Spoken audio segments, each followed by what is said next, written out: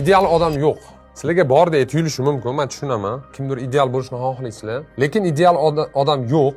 Odamlar odamlarni ideallashtiradi. Misol uchun, meni ideal deb o'ylaydi kimdir. Men juda ham ko'p eshitganman. Men IELTS'im 9, kimdir IELTS 9 deydi Davron akani. IELTS topshirmagan hech qachon. Guinness rekordiga kirib $1 million olgan deydi.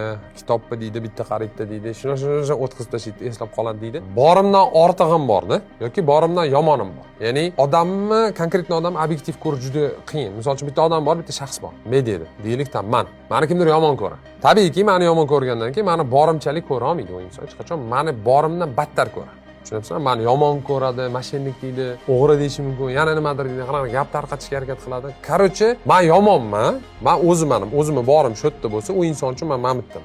Boshqa inson bor, meni kuzatadi, u meni fanatim, qiziqadi, qachondir YouTube'dagi o'sha rekordimni ko'rgan, nimamdir ko'rgan va men mamutda bo'lsam, u meni mamutda ko'radi.